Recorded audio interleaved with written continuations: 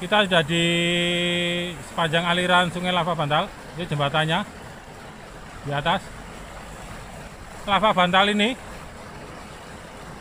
terbentuk 60 juta tahun yang lalu dari gunung api dasar laut. Jadi Pulau Jawa itu dulu adalah lautan.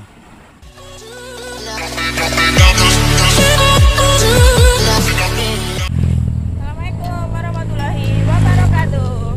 Hai, selamat pagi. Apa kabar semuanya? Hari ini hari Jumat. Seperti biasa, saya goes ditemani dengan suami saya. Halo. Kali ini kita akan goes yang datar-datar saja. Cedak-cedakan wae. Karena sudah 2 mingguan kita goesnya nanjak-nanjak terus. Hari ini kita cooling down dulu, datar-dataran. Tujuan kita kali ini mau ke Candi Banyunipo, kemudian lanjut ke Lava Bantal, Berbah, Sleman. Saksikan videonya selanjutnya. Sudah sampai alun-alun, cukup banyak orang beraktivitas, baik bersepeda maupun jalan-jalan.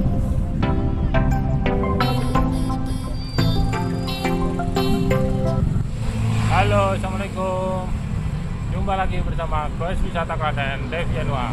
Hari ini Jumat Sehat, tanggal 26 Juni 2020. Kita ketemu lagi di goes.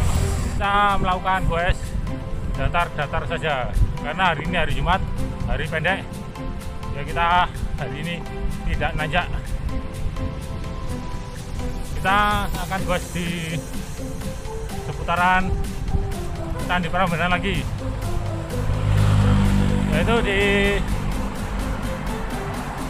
Candi Banyunipo.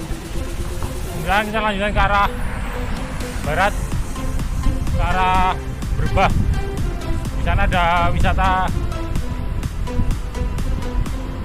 Lava Bantal. Bagaimana keseruan dan objek wisata yang kita kunjungi hari ini? Saksikan terus videonya. Jangan sampai di skip karena rute-rute yang akan kita lalui akan sajikan dalam video ini dan keseruan di objek wisatanya. Hari ini saya masih bersama dengan istri saya. Halo. Berdua biasa. Kita tetap tidak bergerombol.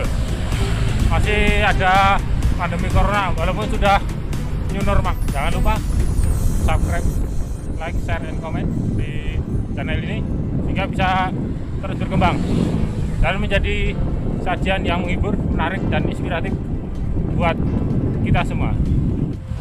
Bang Jo, kita berhenti tuh di Patung Tenun di pojokan Rumah Sakit Galjoso.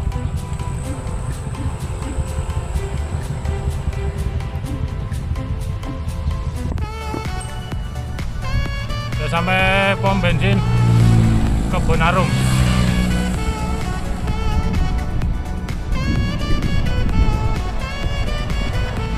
Kita tadi berangkat pukul 5.30. Sekarang sudah cukup siang. Dan kita biasa menggunakan kecepatan damai kisaran 25-30 km per jam.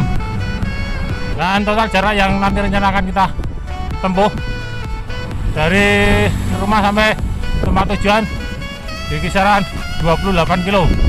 Jadi PP nanti kisaran 55-56 km sampai di pertigaan Tegalmas. Jalan Jogja Solo ini sangat padat, tapi kalau pagi jalannya enak, sepi, lurus, halus. Tapi kalau kalau udah agak siangan dikit udah ramai banget, padat, bis-bis besar, truk-truk besar. Jadi kita harus selalu hati-hati dalam bersepeda. Kita harus menggunakan safety riding. Salah satunya adalah menggunakan helm sepeda. Itu sangat penting. Kemudian pakai kaos tangan dan sepatu. Dalam bersepeda kita harus mengikuti irama kita sendiri. Kita nggak boleh mengikuti irama orang lain, karena itu akan sangat berbahaya buat heart rate kita, detak jantung. Karena kemampuan orang dalam bergoes itu berbeda-beda. Kalau kita mengejar orang lain dengan kemampuan yang lebih, kita akan ngos-ngosan sendiri di awal. Apalagi dalam kondisi menanjak, kita harus menggunakan racing masing-masing.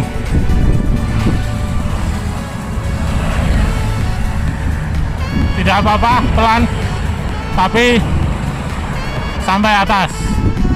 Kondisi seperti itu biasanya pada teman-teman goeser yang bergerombol, berkelompok, berangkat bareng, tapi ada yang kuat, sudah biasa bergoes, dan masih ada yang tingkatan pemula. Yang tingkatan pemula biasanya ketinggalan terus, terkewer-kewer.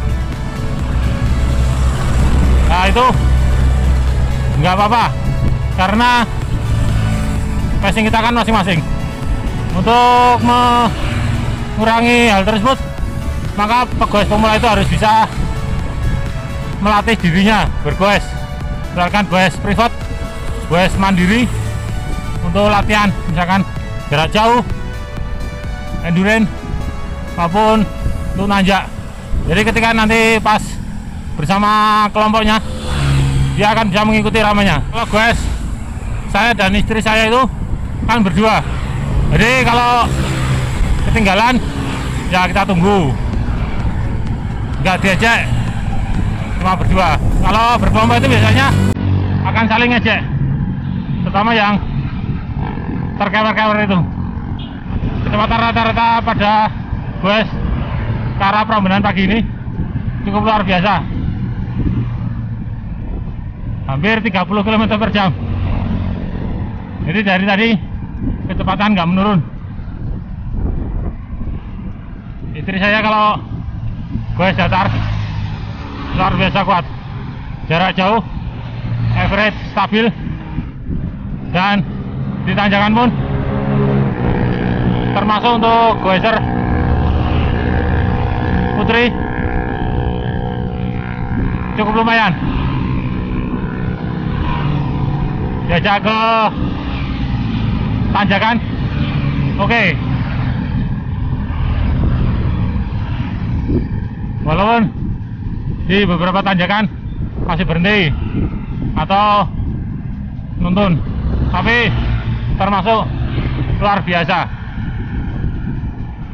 Kita biasanya goes jauh itu seminggu 2 kali. Sudah sampai pertigaan Komodo atau SGM. Kita sekarang sudah 18 kilo. Kita lewat jalur dalam. Tadi sebelum Bangjo Stasiun Prambanan kita belok kiri. Kita lewat underpass jalur kereta.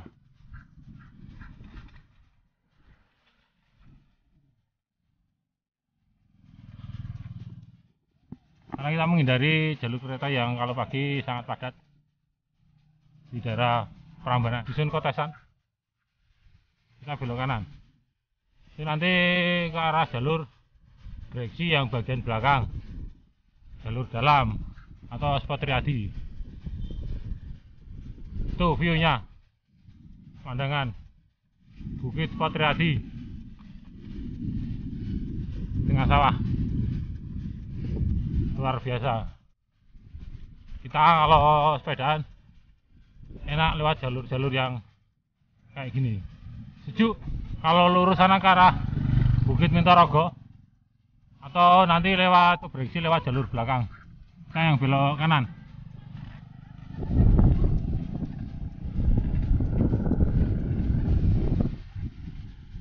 Lewat tengah sawah, kanan kiri diapit sawah. Itu Bukit Spot Riyadi pada ketinggian 240 mdpl. Ini bukitnya sudah sedikit menguning karena hampir 1 bulan ini jarang sekali hujan, tapi panasnya lumayan menyengat, jadi sudah enggak begitu hijau, sudah memasuki masa pancaroba ke musim kemarau. Itu Merapinya kelihatan jauh di sana, di tengah hamparan sawah. Nanti spot wisata yang kita kunjungi pertama di Candi Banyunibo. Nah, sekarang belok kiri ke arah Candi Banyunibo. Nah, lurus dilewati SD Mbokoharjo, kira-kira nanti 1 kilo ke timur Candi Banyunibo di Dusun Cepit. Tuh, cagar budaya Candi Banyunibo. Kita belok kanan di tengah area sawah. Candinya sendirian. Ini candinya, Candi Banyunibo.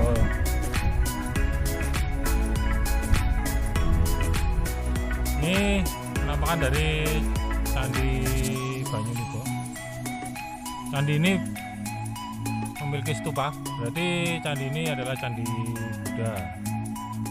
Sebenarnya candi ini banyak pendampingnya, ada 7 pendamping, tapi belum dipugar secara keseluruhan semuanya. Jadi candi ini masih sendiri di tengah persawahan. Suasananya sangat enak, hanya pegoes-pegoes. Sudah sampai di sini. Halo. Hari ini cukup datar, jadi nggak calling down. Setelah beberapa segmen kita naik terus nanjak. Sekarang kita waktunya istirahat, calling down, datar-datar. Gimana tanjakan hari ini atau jalan datar hari ini? Ini termasuk datar, belum ada tanjakan. Karena untuk hari ini khususnya kita cooling down dulu setelah beberapa kali kita melakukan bos melalui tanjakan dan turunan.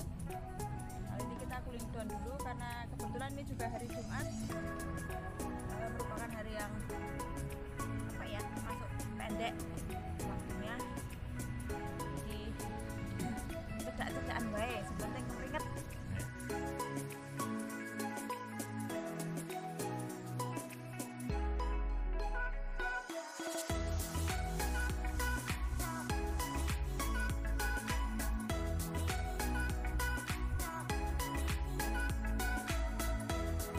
Ya, tadi sampai sini jam 6.32 menit, jadi hampir 1 jam kita dari rumah tadi dengan jarak 26 km.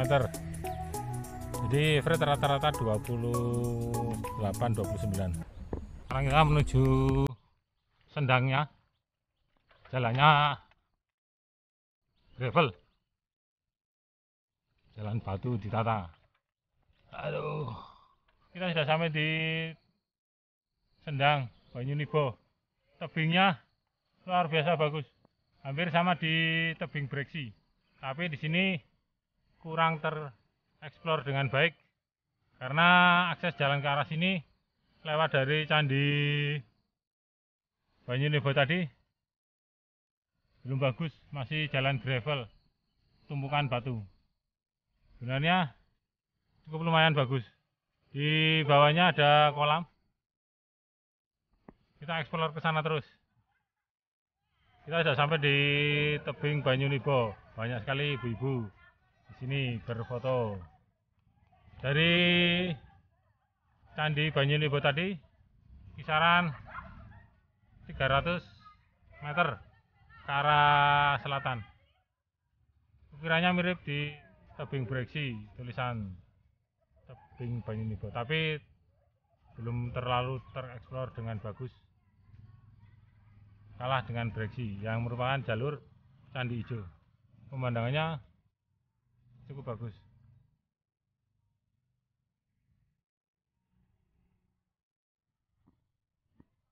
Ini Sendang Banyunibo, karena cukup banyak.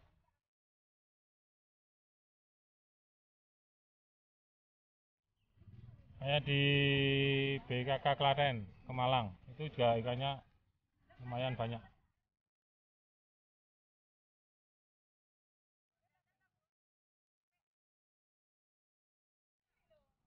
Ini dari mana, Bu? Dari Bogem. Bogem, Kalasan. Oh ya. Berapa orang tadi? Oh, masih di Prambanan. Oh, banyak banget ya. Ini nganu toh, satu kelompok. Kelompoknya apa namanya? Jonggrang. Ini ibu-ibu dari kelompok Jonggrang. Selalu goes. Walaupun deket-deket tapi tetap sehat. Oke. Semangat. Ini Ibu siapa? Minten. Bu Minten, Ibu. Ya. Bu Eva. Yang lain, dadah.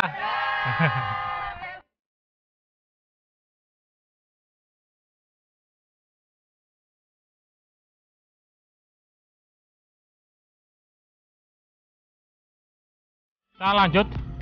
Kita tadi sudah melewati jalur Piungan, Prambanan.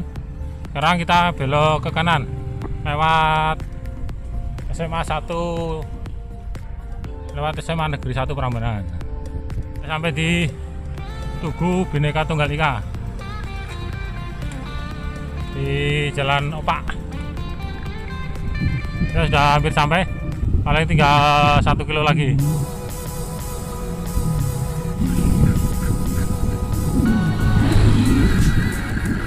Nih pemandangannya.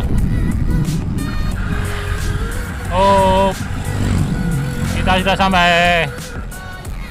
Ini jembatannya. Kita nanti masuk ke sana.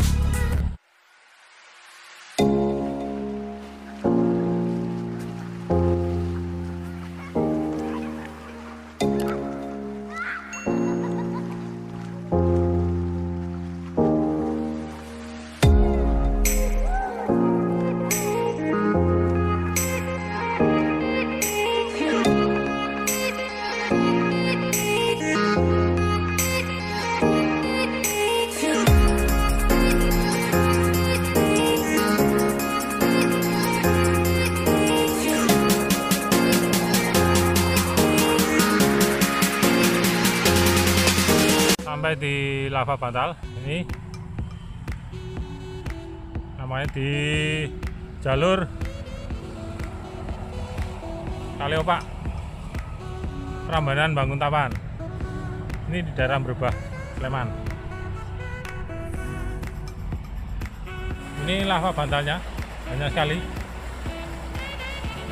Kaliopak, kali yang dari atas itu dari Kali Boyong. Di daerah Sleman atau Bantul ini nanti namanya Kali Opak.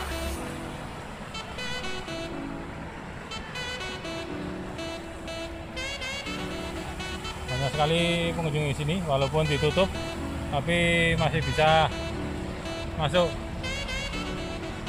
Ini jalan utama. Di sepanjang aliran Sungai Lava Bantal, ini jembatannya di atas. Lava Bantal ini terbentuk 60 juta tahun yang lalu dari gunung api dasar laut. Jadi Pulau Jawa itu dulu adalah lautan, dan gunung api meletus, lavanya naik ke atas ini karena ada lautan, jadi membeku di daerah sini. Ini satu jalur dengan gunung api purba di Ngelanggeran. Di Indonesia cuma ada 3 yang berbentuk aliran lava bantal ini. Di Jawa Barat 1 sama di Jogja ini. Alirannya air cukup deras dari atas. Walaupun ini sudah memasuki musim pancaroba. Halo. Gimana biaya wisatanya?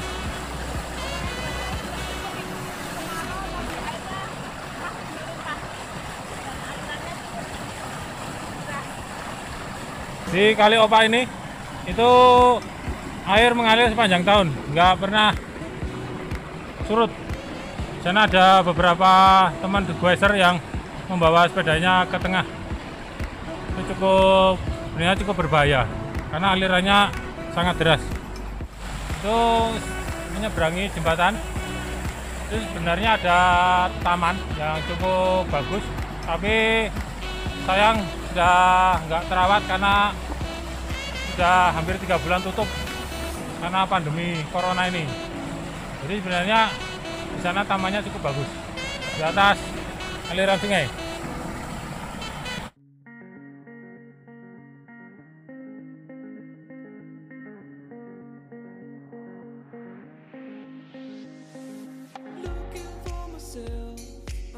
Demikian gua cerita pada pagi hari ini ke arah lava bantal di daerah Berbah, Sleman. Yang tadi didahului di tebing Banyunibo dan Candi Banyunibo di daerah kisaran Prambanan. Cukup menarik dan cukup asik untuk dikunjungi oleh keluarga di acara liburan. Di lava bantal ini aliran airnya cukup deras, jadi bagi para pengunjung harus berhati-hati. Jalannya kalau hujan mungkin licin, karena kita nggak tahu seberapa kedalaman air di lava ini. Semoga video ini bisa menjadi hiburan, bisa bermanfaat, dan bisa menjadi inspirasi buat kita semua untuk selalu hidup sehat dan goes. Jangan lupa subscribe, like, share, and comment di channel ini. Wassalamualaikum warahmatullahi wabarakatuh. Jumpa lagi pada gue selanjutnya yang tentunya lebih menarik dan di tempat yang berbeda. Sekarang kita pulang.